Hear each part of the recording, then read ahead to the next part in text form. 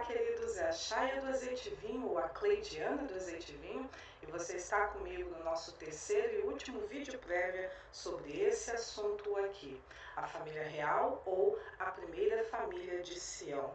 E antes de nós entrarmos no assunto do vídeo de hoje, vamos aos recadinhos, ok? O primeiro deles é que, assim como ocorreu no vídeo passado, este vídeo também terá estudo complementar, que também será postado às segundas-feiras, e a gente vai manter essa regra, ok? Toda vez que houver um estudo complementar de algum dos vídeos da doutrina, o vídeo será postado todos os domingos e o estudo complementar será postado todas as segundas-feiras no nosso canal do Telegram. A segunda coisa que eu quero passar para você é que essa semana também eu vou deixar disponível o livro dos justos, ou o livro de Jacero, de Jassá. Você já deve ter ouvido falar dele quando você lê os Juízes e Crônicas, quando lê aquela expressão. E essa história também não está descrita, e esses atos também não estão descritos nos livros dos justos? Então, eu vou estar deixando esse livro também disponível para download para você no nosso canal do Telegram. E aí, com este livro, eu encerro essa primeira fase de livros inspirados que não se encontram nos compilados oficiais, principalmente aqui no Brasil, porque aqui no Brasil, vocês sabem, nós temos dois compilados oficiais das Escrituras, um que é o católico e outro que é o protestante, certo? A terceira coisa que eu quero falar para você é que continue nos encaminhando as suas perguntas, eu estou adorando as perguntas, para o nosso quadro Perguntas e Respostas, que sexta-feira que vem, não esta, a próxima sexta, haverá um vídeo dele já. Então, o e-mail está aqui na sua tela, por favor, continue nos encaminhando.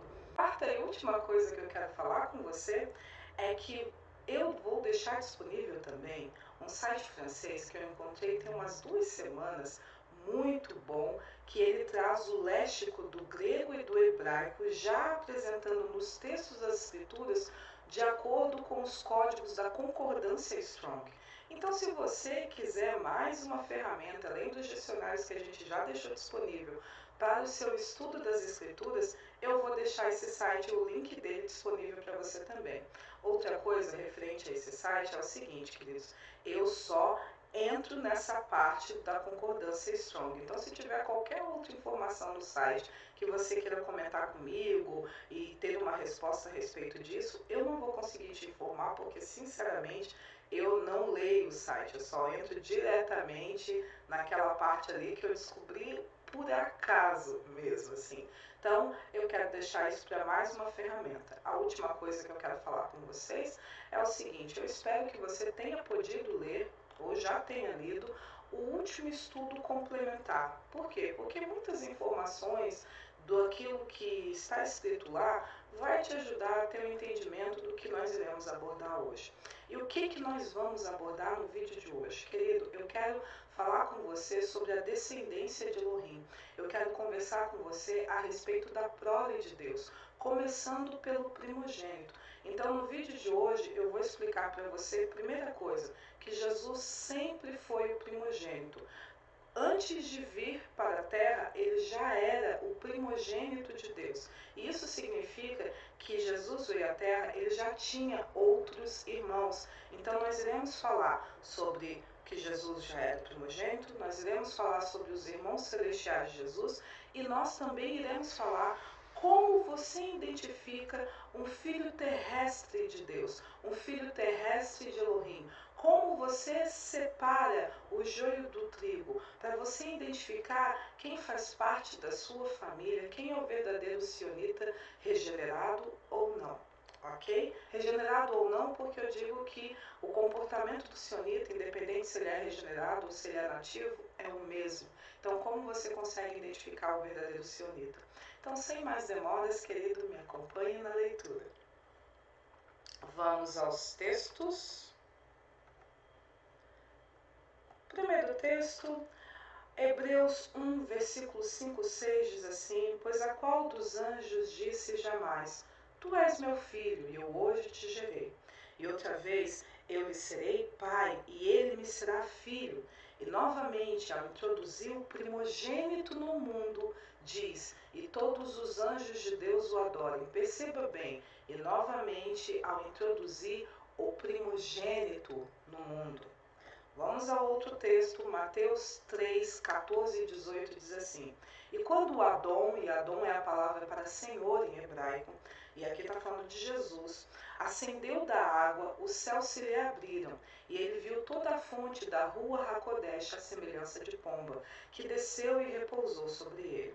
E disse-lhe: Meu filho, em todos os profetas eu esperava por ti, para que tu viesses e eu repousasse sobre ti.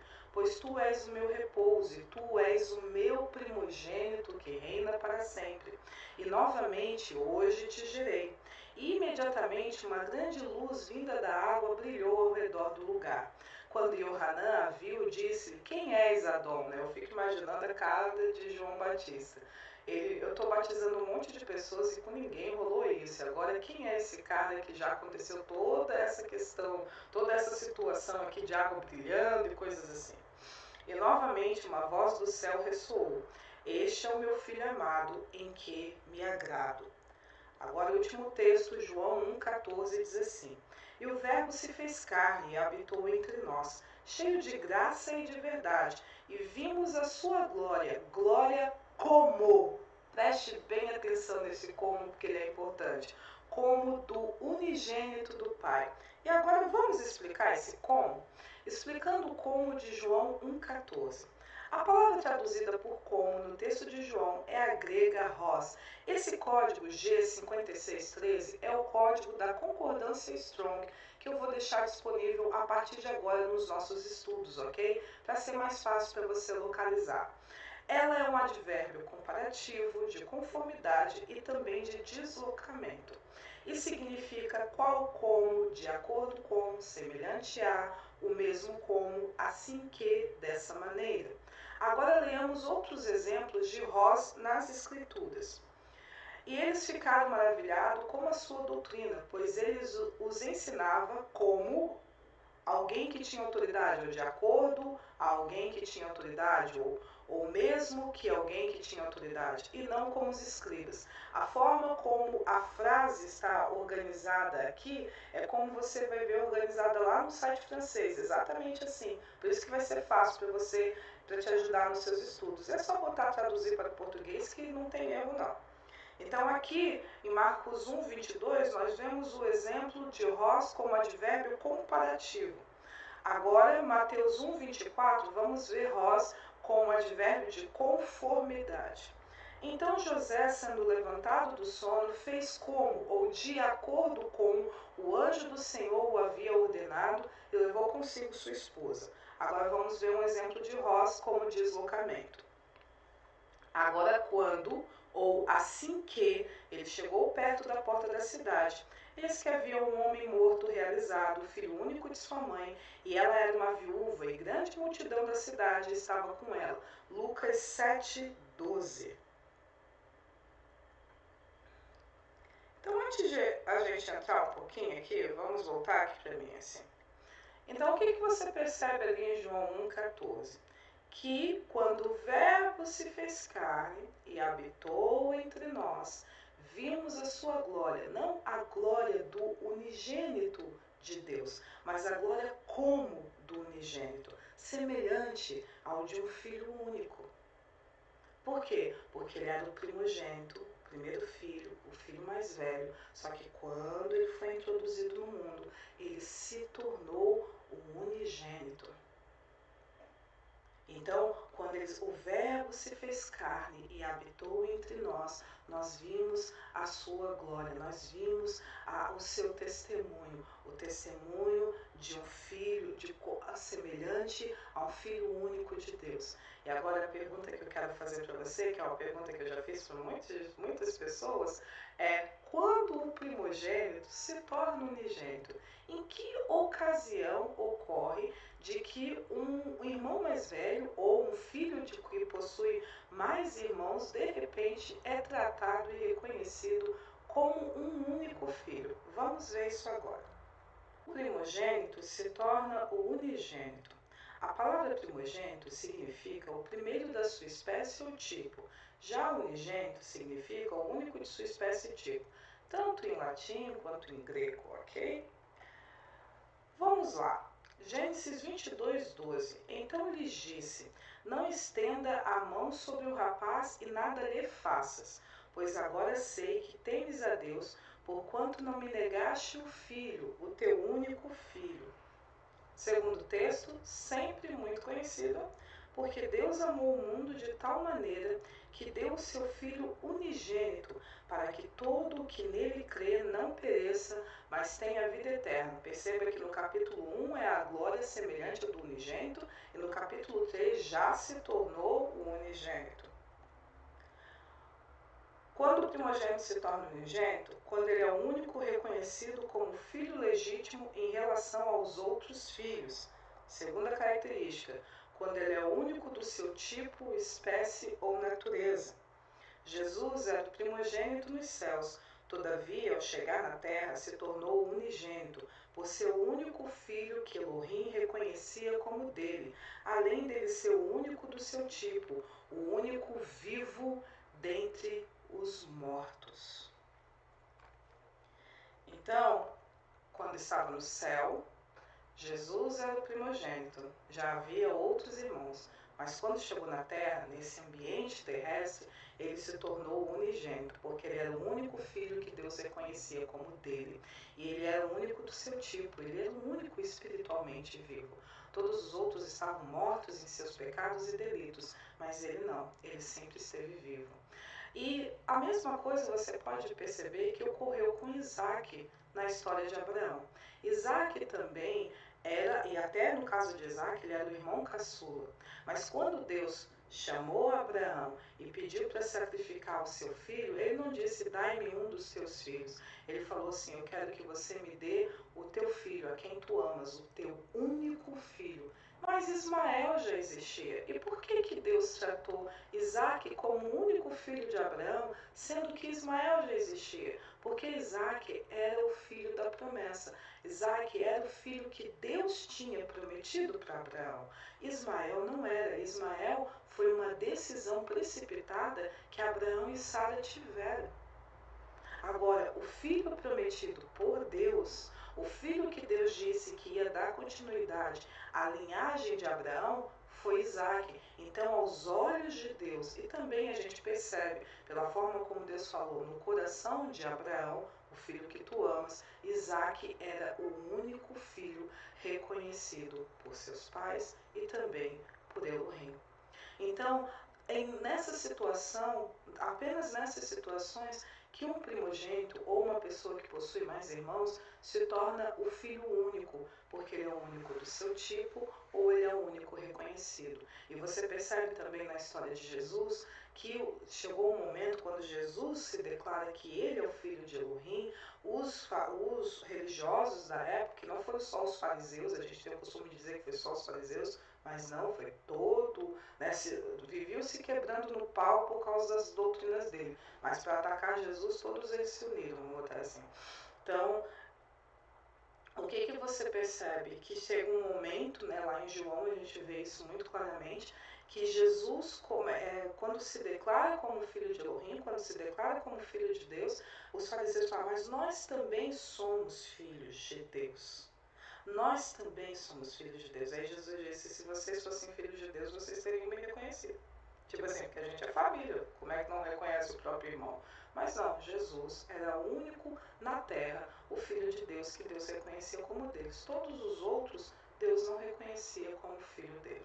Então agora eu quero começar a explicar para você sobre por que isso foi ocultado para você. Por que essa informação na mitologia da religião oficial, por que isso as pessoas não te passaram? Uma coisa tão simples, dizer que Jesus era o primogênito, por que mentiram para você? Então eu vou falar um pouquinho agora sobre isso, belezinha? Vamos lá.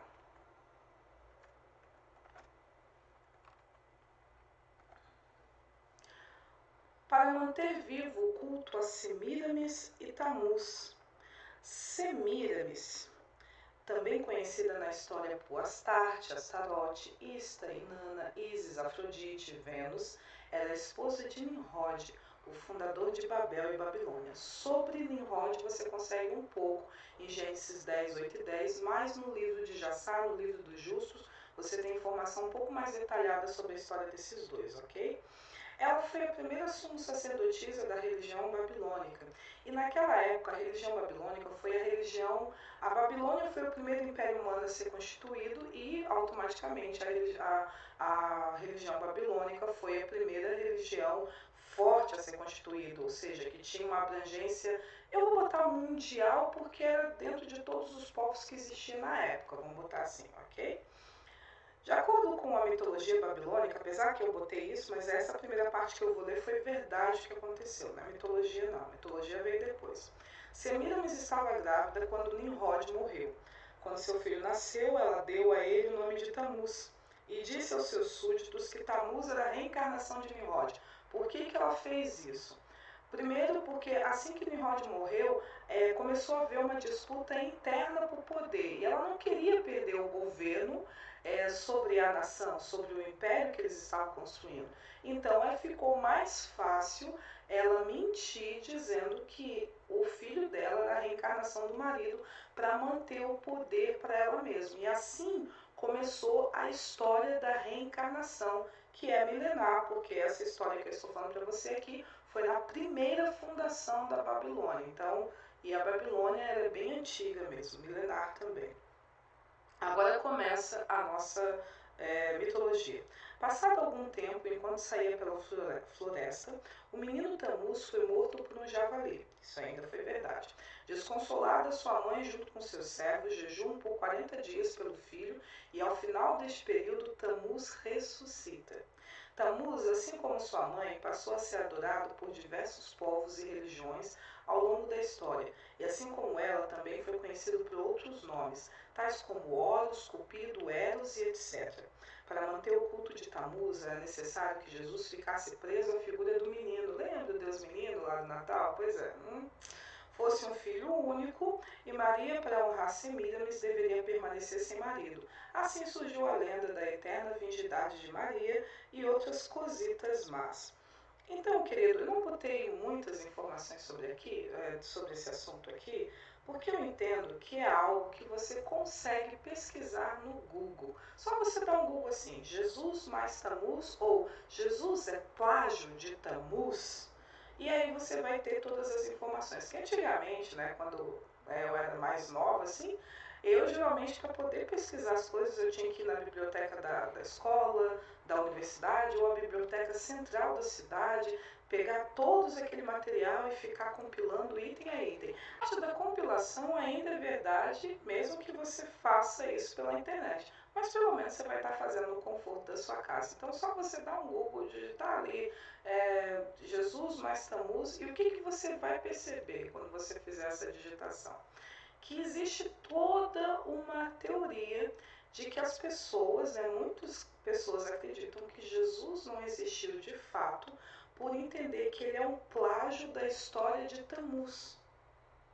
Então, na realidade, Jesus é Tamuz cristianizado, e Maria é Semíramis cristianizado. Por quê? Porque eles leem a história de Tamuz e leem a história oficial de Jesus e Maria e dizem que eles são as mesmas pessoas com nomes diferentes. Porque, como eu falei no estudo complementar, o sincretismo religioso é uma coisa muito comum na religião, porque eu quero que você entenda e aceite isso no mais profundo do seu coração. Por mais diferente que seja o discurso, por mais mentiroso que seja o discurso da religião, todas as religiões são grãos de farinha de um mesmo saco. Elas não são diferentes, elas só usam cores diferentes, mas a essência é a mesma. E os babilônicos, eles usam a capa que eles quiserem. Eles podem ser muçulmanos, cristãos, umbandistas, espíritas, testemunho de Jeová, católico. Os babilônicos, eles se vestem, eles não se importam em se investir qualquer capa de religião, mas eles vão continuar adorando os seus deuses por mais de não sei quantos milênios, até na verdade não vai durar mais tanto tempo assim, mas eles então o que aconteceu no século III, né?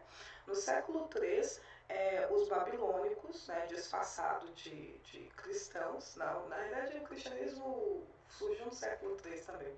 Então os babilônicos, para manter vivo a sua adoração ao Deus Sol, Tamuz, a Ísis, Osíris, ou Baal, Astarte, essa galera toda, porque era o mesmo personagem que foi trocando de nome à medida que foi passando os milênios, eles então começaram a excluir várias informações a respeito de Jesus e a respeito de Maria, para que eles pudessem se encaixar na história de Tamuz e Semíramis, ou Ísis e Horus, ou Baal e Astarote, ou Vênus, Madonna e o seu filho, a Madonna e o seu filho. Então, eles, não, a Semíramis é uma mulher sem marido. Então, aqui a gente vai dizer que Maria permaneceu eternamente virgem. Ela não teve contato, né? Ela não se dedicou 100% ao seu filho único. Jesus, a gente vai levar eles a sempre adorarem um Deus menino. Isso é por causa disso que no Natal você não comemora o aniversário de Jesus, né? Como acontece no seu aniversário, quando chega a data do seu aniversário, o que as pessoas comemoram? Comemoram os seus anos de vida, não é verdade? Quantos anos você tem agora? Ninguém fica lá revisando as fotos do seu nascimento. Ninguém fica adorando ou elogiando ou reconhecendo a menina, o bebê que você foi. Isso só acontece com Jesus. Por quê? Porque Tamuz é o Deus menino. Quando você vê as histórias, as imagens do Madonna e o seu filho, você vê uma mulher com um menino ou um bebê sentado no seu colo, apoiado no seu colo. Então você precisa sempre ter uma visão de Jesus como um menino. E aí, como Tamuz morre num ano e ressuscita no outro, então você passa pelo processo de Jesus, renasce como menino em dezembro e morre na Páscoa. E aí você fica nesse processo o tempo todo, porque você não, como eu sempre digo para os cristãos, vocês não conhecem Jesus. O que vocês conhecem é uma versão de Tamuz cristianizada. O Jesus verdadeiro que está apregoado nas Escrituras, o que existe de fato, o homem que foi o mediador entre o Deus e os homens, esse cara que era o filho vivo do Deus eterno, esse cara vocês não conhecem. O que vocês conhecem é essa versão adulterada aí, que esconde, na realidade, aquela que tem o título incorreto de Rainha dos Céus e o seu filho reencarnado do marido. É isso que você conhece como Jesus e Maria. Os verdadeiros vocês não sabem quem são.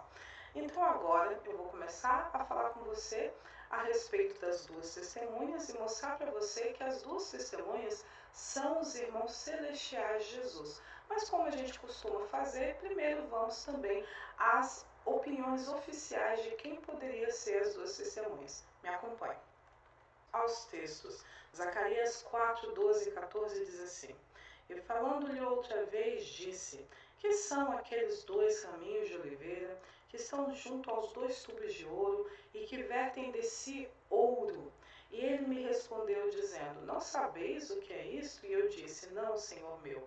Então ele disse: Estes são os dois filhos do óleo que estão diante do Senhor de toda a terra. Zacarias 4, 12 e 14. Outro texto, Mateus 20 a 23, diz assim: Aproximou-se dele então a mãe dos filhos de Zabidai, com os seus filhos, ajoelhando-se e fazendo-lhe um pedido. Perguntou-lhe Yeshua: Que queres? Ela lhe respondeu: Concede que estes meus dois filhos se sentem um à tua direita e o outro à tua esquerda, no teu reino. Yeshua, porém, replicou: Não sabeis o que pedis. Podeis beber do cálice que eu estou para beber? Responderam-lhe: Podemos. Então lhes disse: O meu cálice certamente é vez de beber, mas o sentar-se à minha direita e à minha esquerda não me pertence concedê-lo, mas isso é para aqueles para quem está preparado por meu Pai. Vamos lá, Apocalipse 11, 3, 13 diz assim: E darei poder a minhas duas testemunhas, e profetizarão por 1260 dias, vestidos de sacos grosseiros. Estas são as duas oliveiras e os dois castiçais que estão diante do Deus da terra. E se alguém lhes quer empecer, fazer mal, fogo sairá da sua boca e devorará os seus inimigos. E se alguém lhes quer empecer, importa que também o tal seja morto. Esta tem poder para secar o céu, para que não chova nos dias da sua profecia, e tem poder sobre as águas para as converter em sangue, e para ferir a terra com toda sorte de praga, quantas vezes quiserem. E quando acabarem o seu testemunho, a besta que sobe do abismo fará guerra contra ela e as vencerá e as matará. E jazerão seus corpos mortos nas praças da grande cidade, que espiritualmente se chama Sodoma e Egito, aonde nosso Senhor também foi crucificado.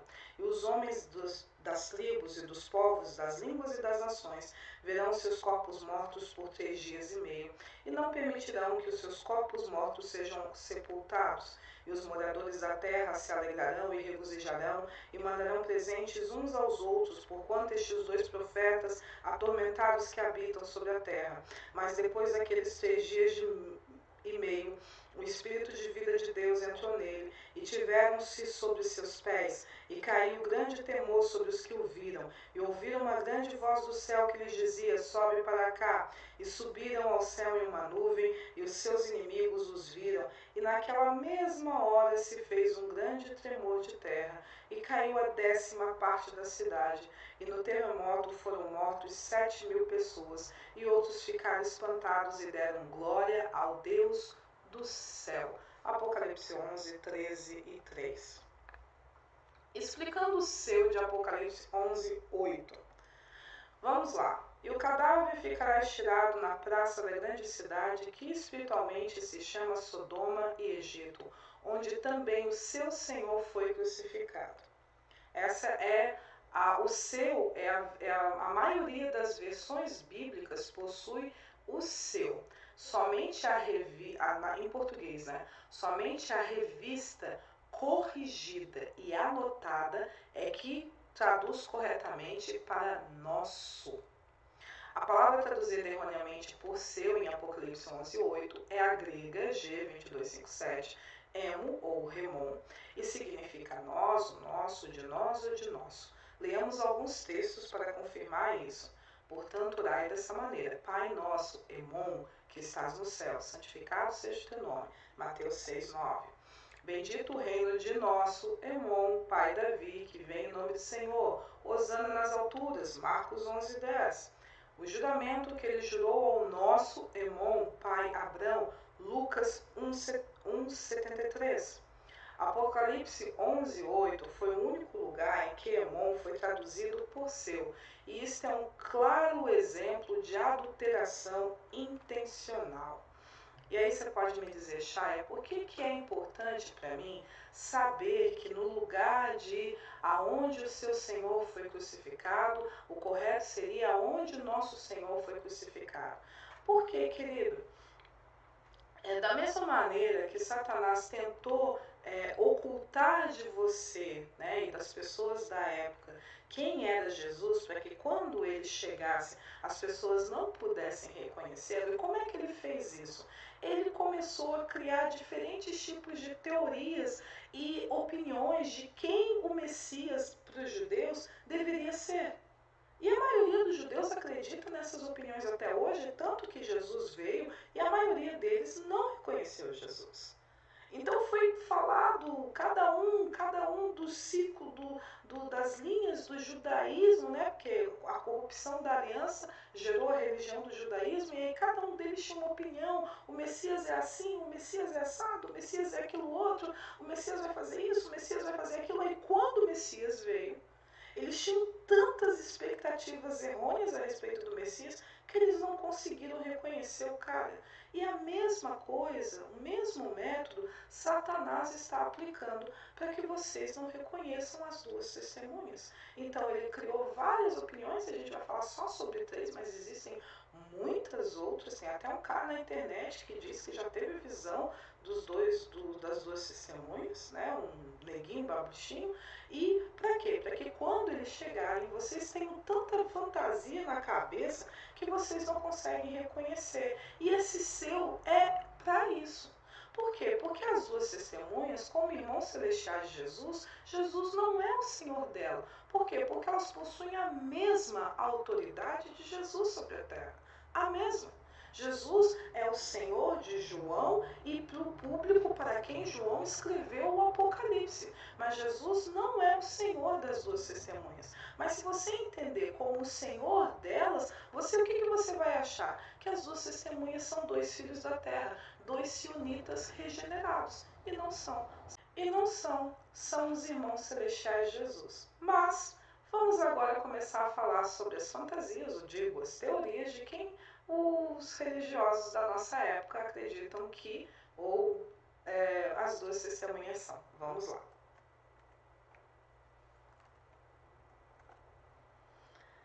O que dizem sobre as duas testemunhas? Algumas opiniões de quem são elas. Vamos lá?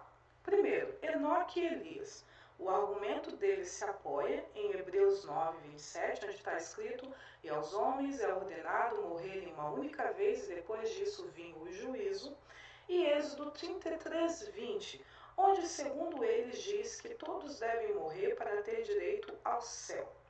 E como esses dois não morreram, então precisarão passar por este processo para terem direito ao paraíso. Segunda opinião, o argumento é Moisés e Elias. O argumento deles se apoia no mesmo motivo do primeiro grupo. Por quê? Porque existem algumas pessoas que acreditam que Moisés também não morreu. Mas o fato de que o texto de Apocalipse fala que os poderes das duas testemunhas é muito parecido aos manifestados por Moisés e Elias no Antigo Testamento, além de que no episódio da transfiguração de Jesus, ele estava conversando com esses dois, Mateus 17, versículo 3. E a terceira opinião que eu vou abordar aqui, porque se a gente for falar sobre todas vai estender demais esse vídeo, dois profetas israelitas. O argumento deles se apoia no fato do povo judeu só confiar em outro judeu. Por isso, qualquer pessoa não judia não é levada a sério por Israel. Isso se dá por causa de uma interpretação do texto de Deuteronômio 18, versículo 15. E como as duas testemunhas darão seu testemunho em Israel, só podem ser israelitas. Agora, por que eles estão errados? Não pode ser Enoque e Elias, pois o texto de Hebreus não diz que todos devem morrer para ter direito ao céu, mas sim que é o destino das pessoas morrer apenas uma vez e depois disso terem suas vidas avaliadas, julgadas, ou seja, nada de reencarnar e morrer várias vezes. E o texto de Êxodo também não diz que uma pessoa que possui corpo físico é incapaz de ver a Deus, mas que o descendente de Adão, o caído, não pode ver a Deus diretamente e distintamente. Então, deixa eu explicar isso melhor aqui para você. Hebreus 9, 27 eu já falei, né? Êxodo 33, 20 é a parte onde Moisés pede para ver a face de Deus. Né? Moisés, eu amo Moisés, assim, eu admiro muito o espírito desse homem. Assim. E ele chega uma hora que ele começa a querer mais comunhão e relacionamento com Deus, conhecer Deus por quem Ele é. E aí, em Êxodo 33, 20 é um momento que Deus fala assim: eu vou te mostrar as minhas costas, porque homem nenhum pode ver a minha face e viver.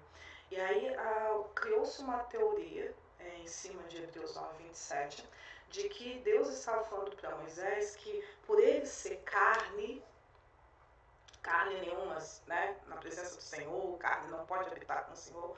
Por ele ser carne, ele não podia ver a Deus, porque carne nenhuma, por causa daquele conceito do Agostinho de Hipona, lembra que na realidade foi Platão e Agostinho só cristianizou, né? Então, aquele conceito de que para você poder adentrar na região celestial e poder ter experiências espirituais tem que haver uma separação entre o corpo e o espírito. Então, por causa desses montes de fantasia, então quando leem Êxodo 33, 20, eles têm essa ideia de que Deus estava falando isso. Mas não, querida, é porque o corpo de Adão, eu falo que é o descendente de Adão, porque a palavra para homem lá não é Enosh, Ish e tantas outras palavras em hebraico que é traduzida por homem também. Lá está Adão. E o que nós entendemos? Que este corpo físico não consegue lidar com todo o resplendor de Deus. E você consegue fazer esse teste muito bem. Olhe para o sol. Aproveite o sol do meio-dia, que é quando o sol está no seu ápice durante o dia, e mete o olho naquela direção. Você vai ver o sol, né, a redondeza do sol de maneira distinta, mais ou menos, né, você vai ter uma visão de que ele é redondinho, mas você não vai conseguir, com o corpo, com seus sentidos físicos, com esse olho aqui, permanecer muito tempo olhando para o sol. E permanecer muito tempo na presença do sol.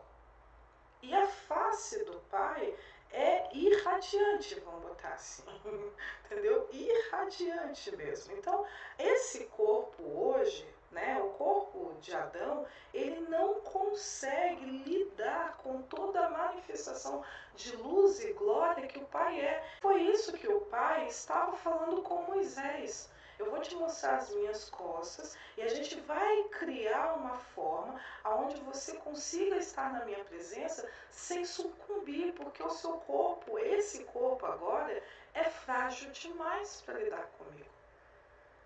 E a questão de você tem que morrer para entrar no céu, já expliquei isso para você em outros vídeos. Na realidade, querido, você tem que nascer de novo para poder ver e entrar no reino dos céus. Você tem que deixar de ser um morto espiritual para ser um vivo espiritual. Não é morrer, na realidade é nascer. Tanto que Paulo fala que na transformação, na ressurreição dos mortos, e a gente vai ensinar sobre isso, que é o último arco do Doutrina Nível 1, né, os fundamentos da doutrina de Cristo, a ressurreição dos mortos tem a ver também com você receber o corpo 2.0, o corpo glorificado. E aí você vê Paulo, acredito que é em 1 Coríntios 15, que ele diz assim, ó, nem todos dormiremos, mas todos seremos transformados. Por quê? Porque se fosse uma regra que todo mundo precisasse morrer para poder ir para o céu, Paulo não diria isso. Enoque não iria para o céu sem morrer. Elias não iria para o céu sem morrer. Você já imaginou a burocracia, amado, que seria o anjo depois? Por exemplo, assim, ó, Enoque nasceu na primeira semana de existência da Terra, no primeiro milênio, para ser mais exato. Então, já pensou? Enoque está praticamente lá 8.000 anos lá em cima. Aí chega um anjo e diz assim, ó, tem uma coisa errada no seu visto, porque você deveria morrer e você não morreu, então a gente vai criar um processo para 8.000 anos, olha a burocracia, olha a complicação. 8.000 anos depois você vem na Terra, morre para você ter direito a ficar no lugar que você já vive há 8.000 anos. Faz sentido? Nenhum. Mas isso é o que dá quando você estuda as Escrituras sem a orientação de Espírito Santo, sem a orientação do Espírito da verdade. Você interpreta a Bíblia da forma como a sua fantasia te diz ou da forma como o outro palhaço lá te ensinou. Né, querido? As Escrituras, a revelação, elas precisam ser instruídas por Deus. Você precisa estar no Espírito para ler as Escrituras, para não surgir essas más interpretações assim. Você é muito inteligente, mas o princípio da sabedoria ainda é temer ao Senhor. Se submeta a Deus, e a gente vai ensinar isso na terça-feira também. Vamos lá explicar melhor também agora por que os outros estão equivocados. E Elias, apesar de ser verdade que Elias não morreu, Moisés sim. Josué 1:2, Judas 1:9. E mesmo que ambos não tivessem morrido, o tempo de seu testemunho acabou, não havendo necessidade de testemunhar uma segunda vez. Seria muita chatice para Moisés, morreu uma primeira vez e agora tem que vir na terra, morreu uma segunda vez, porque as duas testemunhas no final serão mortas, ok? Lembre-se que o poder que esses homens exerceram era de Deus e não suas habilidades pessoais. Amados, eles não são super-heróis, ok? Super-herói, quando você lembra na DC, na Marvel e todas as outras que falam sobre super-herói, o cara nasce com aquele poder é dele. No caso de Moisés e Elias, né, era um poder de Deus, não era uma habilidade pessoal. Por isso, qualquer pessoa ordenada por Deus pode fazer o que eles fizeram. Da mesma forma, Jesus falou isso, né? Vocês vão fazer as mesmas obras que eu faço e também farão obras maiores. Se fosse algo único de Jesus, ele não diria isso, mas não, o poder é de Elohim. Então, Elohim distribui os seus dons e a sua graça para quem ele bem entende. E terceira e última teoria, 2 israelitas. Aí, o meu argumento é o seguinte, Jesus nasceu como israelita e mesmo assim não foi ouvido por eles. Este discurso é apenas uma lenda. Então, queridos, o que acontece aqui? Vou falar sobre o terceiro porque o segundo acho que a gente não precisa falar mais nada, né? Então, no terceiro, é por causa de Deuteronômio 18 e 15. O que Deuteronômio 18 e 15 aponta? Moisés diz assim: vai chegar um momento em que vai se levantar um profeta como eu de entre os seus irmãos, a ele ouvir. Certo? Moisés ele profetiza sobre isso, né? Então, o que acontece? E aconteceu de fato. Jesus, na carne, né, veio da descendência dos filhos de Jacó. Ele era descendente de Davi, tanto que ele era chamado filho de Davi. Então, Jesus cumpriu o que Moisés falou. E ainda assim o povo reconheceu.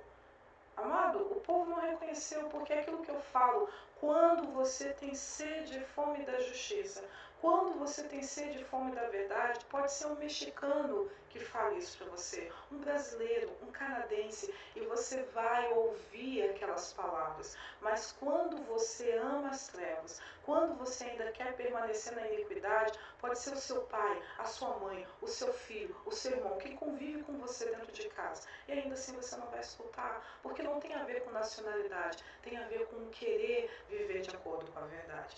E essa é uma ilusão. E por que também é uma ilusão? Você vai aprender no segundo arco que Jesus, o que você, antes do Novo Testamento, né? Quais as informações que as pessoas tinham a respeito do Messias? Que ele moraria um tempo no Egito, que ele seria de Belém e Eufrata, mas que no final ele seria chamado de Nazareno, que ele sofreria bastante, Isaías 53 fala isso, que ele teria um processo de sofrimento, mas o sofrimento dele conduziria outros a serem justificados por Deus. Era só isso que o povo sabia. E se você estivesse sob revelação de Deus, ou seja, se Deus estivesse instruindo você, você também conseguiria perceber que Isaías 9 estava falando de Jesus. Por quê? Porque, lendo normalmente, o contexto de Isaías 9 não remete à pessoa de Jesus. Por quê? Porque é Isaías falando com outro rei e dizendo sobre questões reais que estavam acontecendo naquela época. Mas, sob revelação e inspiração de Espírito Santo, você conseguiria sim entender que aqui Isaías 9 e Isaías 11 estavam apontando para Jesus. Mas o que você não saberia até Jesus chegar? Que ele era filho de Elohim, filho verdadeiro de Elohim, ou primeiro filho de Elohim, vamos botar assim, nascido no céu, que ele ressuscitaria ao terceiro dia. Então você tinha uma visão muito do início de Jesus, sem algumas informações extras, mas não tinha uma visão clara do final. O que aconteceria depois? Por quê? Porque em Isaías 53 não diz que ele iria morrer, só diz que ele iria sofrer. Então ninguém sabia que o cara ia morrer, que o cara ia ficar morto por 3 dias e meio e depois ressuscitaria. Ninguém sabia disso. Isso ficou ciente quando ele chegou e passou essa informação para os discípulos. Então eu costumo ensinar que em relação a Jesus, as pessoas tinham uma visão, algumas informações sobre o seu início, mas não tinha sobre o seu fim. Ao mesmo ocorre com as duas testemunhas. As pessoas têm uma visão do final delas, mas não tem uma visão do início delas. Então, lá em Apocalipse está dizendo o final do testemunho das duas testemunhas. E os 3 anos e meio finais do testemunho das duas testemunhas será em Israel. Mas eles irão, e já estão fazendo isso, porque as duas testemunhas já estão na terra, eles já estão fazendo o ministério deles, a primeira fase do ministério deles, há bastante tempo já, há muitos anos até, de maneira um pouco mais direta e agora um pouco de maneira indireta e agora de forma mais diretiva. Você vai entender melhor no nosso segundo arco. Belezinha? Agora eu vou explicar melhor por que as duas testemunhas não podem ser nenhum dos filhos da terra. Por favor, me acompanhe. As testemunhas não são filhos da terra. Primeiro, porque lhes falta fome e sede de justiça. Vamos, 28. Assumi meu lugar diante do mundo e para eles me manifestei encarnado. Encontrei-os todos embriagados e não encontrei nenhum deles com sede. Minha alma se compadeceu, sofria dores pelos filhos da humanidade, ou os filhos do homem, né? Dos homens, pois eles estão cegos em seus corações e não podem ver. Vazios vieram ao mundo, e também vazios eles procuram sair do mundo. Contudo, por enquanto, eles estão embriagados. Quando se libertarem do seu vinho, então mudarão seus corações, ou se converterão, se arrependerão. Outro texto, Ezequiel 22:30. Busquei entre eles um homem que tapasse um muro e se colocasse na brecha perante mim, a favor dessa terra, para que eu não a destruísse, mas a ninguém achei. Último texto, Isaías 59:14-16 diz assim: Pelo que o direito se retirou e a justiça se pôs de longe, porque a verdade anda tropeçando pelas praças e a retidão não pode entrar. Sim, a verdade sumiu. E quem se desvia do mal é tratado como preso, ou seja, quem quer ser correto e justo é tratado como idiota pelos outros, né? É inocente demais, né? Alvo fácil. O Senhor viu isso e desaprovou não haver justiça na terra. Viu que não havia ajudador algum e maravilhou-se de que não houvesse um intercessor. Pelo que seu próprio braço lhe trouxe a salvação e a sua própria justiça o susteve. Então, esses textos, eu queria até trazer um texto de Isaías 58, que eu acho muito interessante, que é um capítulo antes do 59, que você leia também. O que você vai ver em Isaías 58? Você vai ver pessoas que estão dispostas a jejuar, estão dispostas a se lamentar, a fazer qualquer ritual ou processo, né, que seja exigido a ela, mas ela faz isso para que todo o trabalho que ela deveria executar seja feito para o outro. Então eu vou jejuar, eu vou orar, né? Você vê isso bem no texto que é assim, porque vós jejuais para contendas e rixas, vós jejuais para que se faça todo o vosso trabalho. Uma das coisas que eu quero deixar claro aqui é que as duas testemunhas, elas serão dois líderes de um movimento, sabe o grande avivamento que o pessoal vive comentando? Então, eles são os dois líderes desse movimento que as pessoas acreditam que será o último grande avivamento que vai varrer a terra antes do ministério de Jesus. Então, quando eu estou falando que não é nenhum filho da terra, eu estou falando desses líderes. Os filhos da terra, os sionitas regenerados, eles trabalharão e já trabalham no ministério das duas testemunhas, certo? De maneira direta ou indireta, já trabalham. Mas a liderança dessa penúltima fase do plano de restauração, as duas que são as duas testemunhas, não será encabeçado, esse movimento não será encabeçado por nenhum filho da terra. Por quê? Porque lhe falta fome e sede de justiça. Os textos que eu trouxe para vocês, mais esse que eu citei de Isaías 58, mostram claramente que por mais que as pessoas percebam que as coisas estão erradas, elas estão completamente conformadas aos padrões da iniquidade. Então você percebe que em Isaías 59, que profetiza apontando para a fase de Jesus, para Jesus, você percebe o quê? Que se você ler todo o texto, você vê que não há quem clame pela justiça, não há quem busque pela verdade. Agora nós estamos sofrendo e você vê, as pessoas percebem no texto ali que a vida delas está miseráveis, que a terra está morrendo, ou seja, o ambiente terrestre não está funcionando adequadamente, que tudo está uma bagunça e ainda assim Deus ficou maravilhado, estupefato, que não se levantou um ajudador, que não se levantou um intercessor. Em Ezequiel ele fala a mesma coisa. Eu busquei entre eles um homem que se pusesse, uma pessoa que se pusesse na brecha perante mim a favor dessa terra para que eu não a destruísse. Mas ninguém achei. Por quê? Porque eles estão embriagados, mas não têm sede. E cada fase do plano tem uma porção da justiça para ser revelada. Então, mas você pode dizer, mas e Enoque?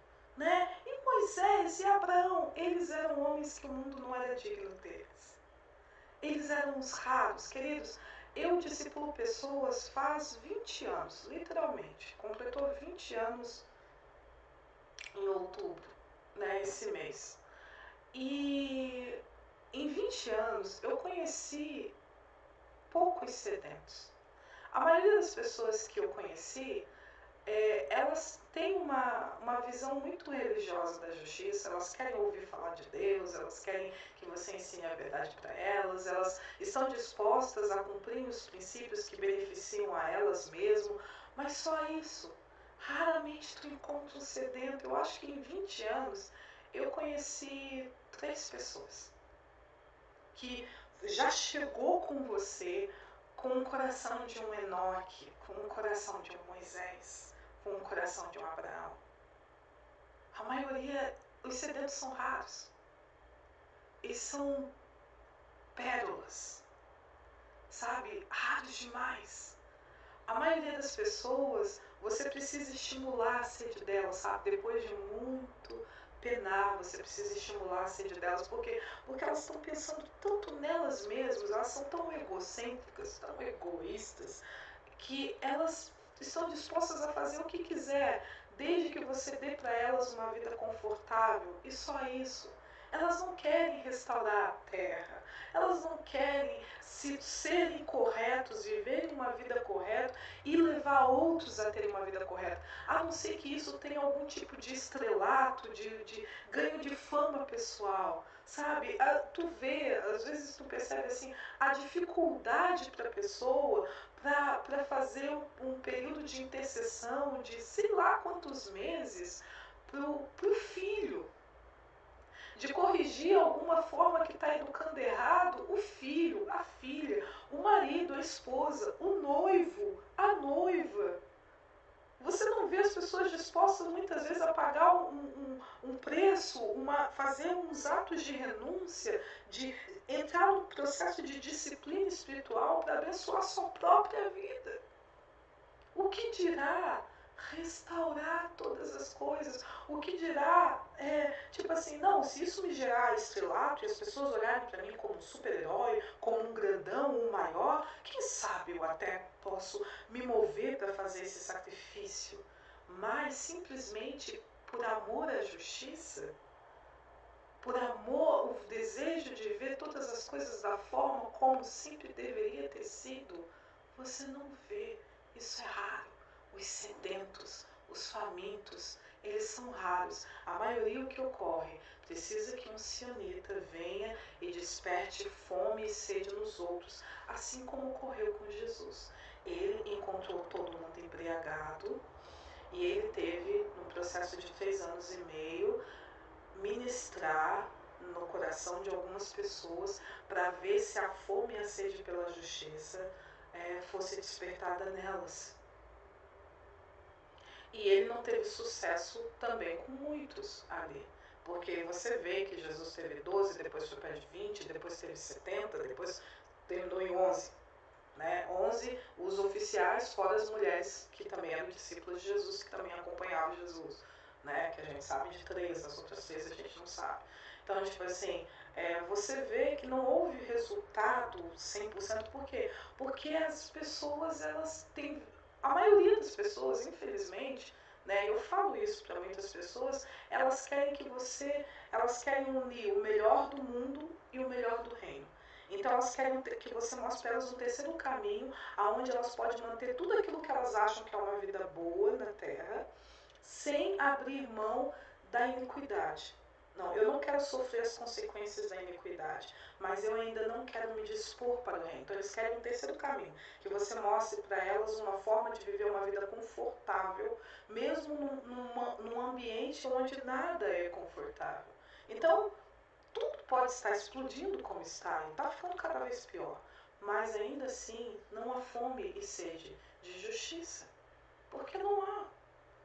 A fome e a sede de justiça tem que ser despertado. Alguém tem que vir dizer para você, querido, tenha fome, tenha sede. E essa pessoa ainda leva-se meses ou anos para, de repente, não, eu não... É mais do que isso. Eu não quero ter só uma vida confortável. Eu quero realizar, sabe? Eu quero começar a ter um comportamento igual a Moisés. Beleza, eu vi todos esses milagres, eu vi toda essa glória, eu vi toda essa manifestação de poder, eu vi tudo que você fez, mas onde é que a tua glória habita? Eu posso ver sua face? Onde é que você... Eu quero conhecer mais a pessoa por trás desse poder. Eu quero entender melhor tudo isso. Eu quero ter uma visão completa do todo. Sabe, quando você lê o livro dos justos, você vai ver Enoque, que era um cara que ele passava dias na presença de Deus. Dias querendo entender as coisas. E você lê o livro de Enoque, você vê que Enoque entendia muito do processo natural da Terra. Por quê? Porque ele passava muito tempo na capital. Ele passava muito tempo perante os anjos, junto de Deus, buscando informações. Então, tipo assim, são raros. A maioria você tem que estimular isso nessas pessoas. E às vezes você passa 3, 4 anos estimulando e elas não despertam a fome e a sede. Elas acabam sendo um Saul ou um Judas da vida, né? Sempre embriagados, mas nunca com sedes. Então, querido, esse é um dos motivos que a liderança desse último grande ministério, né, que vai habitar na terra, como falo, não pode ser nenhum dos filhos da terra, as duas testemunhas não podem ser nenhum filho da terra. Vamos ao segundo motivo, porque lhes falta visão do que precisa ser restaurado. Primeiro, o texto é assim: propôs também uma parábola, pode porventura um cego guiar outro cego? Não cairão ambos no barranco? O discípulo não está acima do seu mestre. Todo aquele, porém, que for bem instruído será como seu mestre. Então, se você for instruído por um mestre cego, você vai ser tão cego quanto o seu mestre é. Se você for instruído por um mestre que enxerga, você terá tanta visão quanto o seu mestre tem. As testemunhas são os irmãos celestiais de Jesus. Tomé 19, parte B, diz assim: pois na verdade é para vós 5 árvores no paraíso. Elas não mudam no verão ou no inverno, e suas folhas não caem. Aquele que as conhecer não provará a morte. Por que tem que conhecer as árvores? Porque são pessoas, não é árvore de verdade. E quais pessoas? O pai, a mãe e os seus 3 filhos. João 3, 9, 13 diz assim: perguntou Nicodemos: como pode ser isso? Disse Jesus: você é mestre em Israel e não entende essas coisas? Asseguro-lhe que nós falamos do que conhecemos e testemunhamos do que vimos, mas mesmo assim vocês não aceitam o nosso testemunho. Eu lhes falei de coisas terrenas e vocês não creram. Como crerão se lhe falar das coisas celestiais? Ninguém jamais subiu ao céu, a não ser aquele que veio do céu, o Filho do Homem. Enoque 39:1 diz assim: naqueles dias a raça eleita e santa descerá do céu, e a sua semente estará com os filhos dos homens. Para ser uma testemunha, você precisa ver, ouvir e vivenciar. É mais do que estar informado a respeito de algo. O fundamento de uma boa testemunha não é o saber, é o viver. A penúltima fase do plano de restauração, antes do período milenial, dado pelos filhos da terra, de o último grande ministério, antes do retorno de Jesus, não será encabeçado por nenhum filho da terra, que possui uma porção limitada e muitas vezes meramente informativa da justiça. E isso por escolha pessoal e não por divino, ou seja, as pessoas são assim porque querem, não porque Deus quer que elas sejam assim. Mas será liderada como de fato já é, porque a raça eleita já desceu à terra, e a raça quer dizer um coletivo, ok? Como de fato já é pelos irmãos celestiais de Jesus. Pois para restaurar todas as coisas, Atos 3:21, e pregar o evangelho verdadeiro do reino, Mateus 24:14, somente pode ser executado por pessoas que tanto sabem como tudo deveria ser antes do advento da iniquidade, antes que a casa caiu lá no jardim, quanto sabem como o reino de fato é. E este saber é fruto de vivência e experiência. Como Jesus falou, ninguém pode falar do céu se não tiver vindo do céu. Por isso, somente quem é do céu pode dar testemunho do céu. Somente quem é do reino, que entende que o reino é céus e terra, porque sabe exatamente qual é o propósito tanto de um quanto de outro, pode falar sobre o reino. E é por isso, meus amados, que as duas testemunhas não são filhos da terra. Também estão na terra, o ministério dela já começou, mas elas são os irmãos celestiais de Jesus. E agora, queridos, nós encerrarmos o vídeo de hoje, eu vou explicar para você como você identifica os filhos terrestres de Elohim, os irmãos regenerados de Jesus, né, os parentes de Jesus. Como você consegue identificar o sionita regenerado, aquele que veio do mundo e tomou a decisão de caminhar na justiça, ainda que tenha uma visão limitada dela, mas que está se santificando, passando por um processo de descontaminação da iniquidade? Como você pode reconhecer essa pessoa na sua vizinhança, no templo que você frequenta ou em qualquer outro lugar? Por quê? Porque existem os falsos irmãos de Jesus, né? Que são chamados falsos justos, né? O que é o falso justo? Ele é tão injusto quanto o ateu que ele taca a pedra também. Só que ele acredita que ele faz parte do reino de Deus e faz parte da família real. Mas ele não faz parte. Então, como você pode identificar o sionita? E como eu falei no início do vídeo, sionita, independente se ele é nativo ou regenerado, ele tem que se comportar igual. Dentro da sua maturidade, ele tem que se comportar igual. Certo? Vamos lá? Quem são os filhos terrestres de Elohim? Primeiro texto, Apocalipse 12, 17, diz assim: cheio de raiva por causa da mulher, o dragão começou então a atacar o resto dos filhos dela, os que obedecem aos mandamentos de Deus e mantêm o testemunho de Jesus. Então essa é a primeira característica. Você vai ver aqueles que obedecem o mandamento de Deus, que é a justiça, porque mantêm o testemunho de Jesus. Outra característica: o vento sopra onde quer, ouves a sua voz, mas não sabes de onde vem nem para onde vai. Assim é todo o que é nascido do Espírito. João 3,8. Essa característica você percebe que o sionita ele não é apegado a um templo, não é apegado a uma denominação, ele não é apegado nem ao local físico que ele vive, a cidade, o bairro e o município. Se ele precisa, por causa do reino, ou por causa do propósito do sacerdócio dele, se deslocar daqui para ir morar em outro país, ou morar daqui para morar em outro bairro, ele vai. Ele se move de acordo com o propósito e a orientação que Deus deu para ele. Você percebe que o sionita, né, seja ele o regenerado ou o natural, ele trata a terra toda como o seu quintal, a terra toda como o reino do seu pai. Então ele pode morar em qualquer lugar que não tem problema nenhum. Ele não é um cara apegado. Por favor, não me tire daqui, né? Essa é outra característica.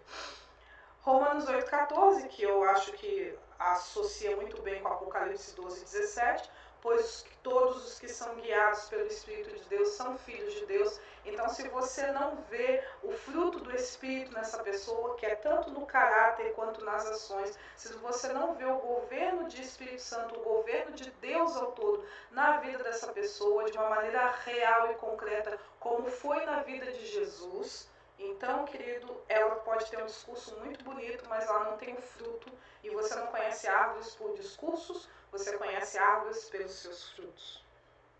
Outra característica, João 6,45, está escrito nos profetas, lá em Isaías 54, e serão todos ensinados por Deus. Portanto, todo aquele que da parte do Pai tem ouvido e aprendido, esse vem a mim. Então, são pessoas que recebem de ensino prático de Deus de forma direta e também de forma indireta. Indireta que eles sabem reconhecer a justiça na boca de quem for.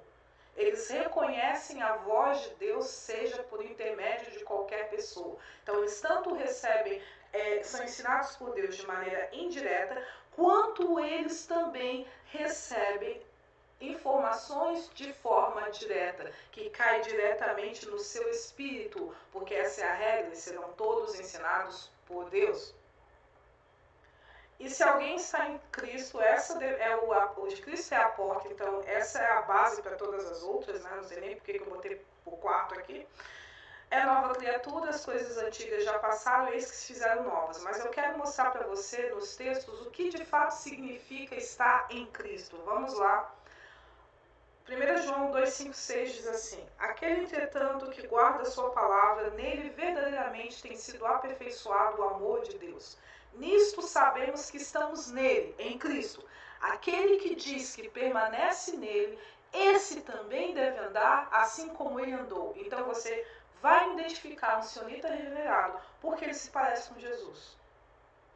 E não com o Jesus Mahatma Gandhi tamuficado do cristianismo. Não, o Jesus que você lê nos textos. Esse que não tomava nenhuma decisão antes de consultar a Deus. Este que regia a sua vida conforme a justiça. Esse que não tinha medo de defender a justiça mesmo diante do público em geral. Este que não era um covarde, que não procurava viver uma vida onde vou agradar todo mundo e não vou entrar em atrito com ninguém.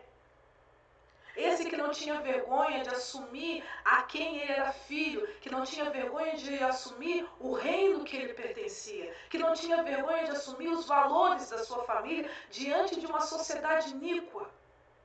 Esse cara, que também executava atos de misericórdia, sim, mas também executava atos de juízo também,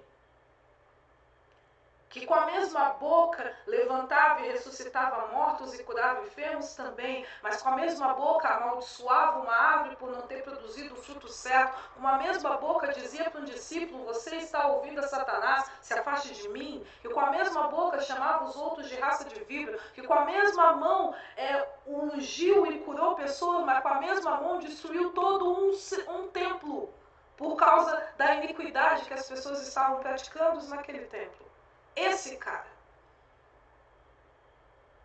que por amor à justiça e ao amor aos seus pais, se movia de acordo com um sionita raçudo verdadeiramente é. No tempo de misericórdia, misericórdia. No tempo de juízo, juízo. Deve andar como ele andou, que passou um dia, uma noite toda orando para ter certeza de quem deveria ser os líderes da sua equipe, que não tomava nenhuma decisão sem consultar a Deus. Esse cara que você deve copiar. Se sabeis que ele é justo, reconhecei também que todo aquele que pratica a justiça é nascido dele. 1 João 2,29. Nisso são manifestos os filhos de Deus e os filhos do diabo. Todo aquele que não pratica a justiça não procede de Deus, nem aquele que não ama seu irmão. 1 João 3,10. E por último, Romanos 2,13. Porque os simples ouvidores da lei ou da justiça não são justos diante de Deus, mas os que praticam a justiça ou a lei hão de ser justificados. Você reconhece um verdadeiro sionita pelas seguintes características: ele guarda ou ela os mandamentos de Deus, pois mantém o testemunho de Jesus. E o testemunho de Jesus não envolve apenas as palavras de Jesus, mas a conduta de vida dele. Em outras palavras, não é apenas o que ele disse, também é como ele viveu. Sendo assim, um filho terrestre de Elohim também é um praticante da verdadeira justiça e é totalmente governado, guiado, orientado e capacitado por Elohim, assim como Jesus. E isso não inclui apenas aspectos ditos espirituais, mas toda a sua dinâmica de vida, profissional, relacionamento, saúde, caráter, finanças e etc. Por quê? Porque é uma coisa que eu sempre procuro dizer para você, querido: a justiça precisa reger todas as áreas da sua vida.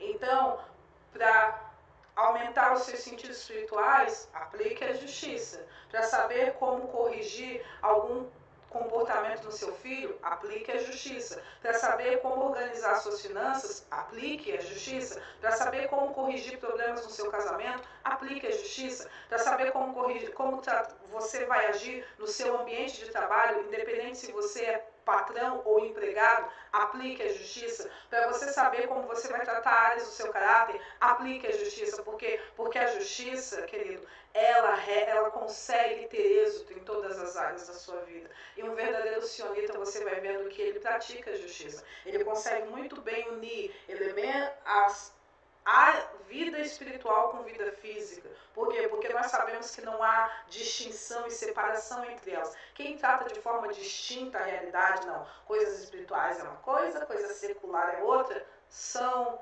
os adâmicos, os filhos da terra, são os filhos do caído que se comportam dessa maneira. Nós sabemos que eu consigo resolver as coisas orando, eu consigo resolver as coisas jejuando, eu também consigo resolver as coisas falando, eu também consigo resolver as coisas executando, porque uma coisa não está separada da outra, as duas convergem, porque lembre-se, os céus, o ambiente espiritual é que criou a terra. Foi um Deus que é espírito que criou a terra física que hoje você habita. Pare de achar que ações espirituais não influenciam as ações físicas. E nós, sionitas, independente de qual status, porque no reino, eu estou falando isso de uma forma didática, mas eu quero dizer para você, não tratamos de forma, não temos complexo de adotado em Sião. Então não tratamos de forma diferente o sionita natural do regenerado, porque todo mundo tem que se comportar da mesma maneira. O complexo do adotado é um problema que ocorre nas famílias da terra. Então, um sionita, ele entende esse comportamento e você vai reconhecer isso. Se você vê uma pessoa que não toma nenhuma decisão antes de consultar o Senhor, esse é um sionita. Agora, se você vê alguém zombando porque alguém disse que conseguiu ter êxito nisso, porque orou, porque dizimou, porque buscou a Deus, e vê o outro rindo, aquele lá que está rindo dessa prática espiritual, aquele ali, mesmo que ele diz, eu amo Jesus, eu aceitei Jesus, aquele ali é um falso justo. Por quê? Porque ele não é guiado pelo Espírito de Deus. E somente quem é guiado pelo Espírito de Deus é que de fato é o Filho de Elohim. Deus abençoe você e até domingo que vem, que a gente agora sim vai começar a conversar sobre o plano de restauração de todas as coisas. E eu espero que você já tenha podido ler o livro de Enoque até lá, porque a gente vai tirar muita informação dele para poder explicar as coisas, belezinha? Até domingo que vem.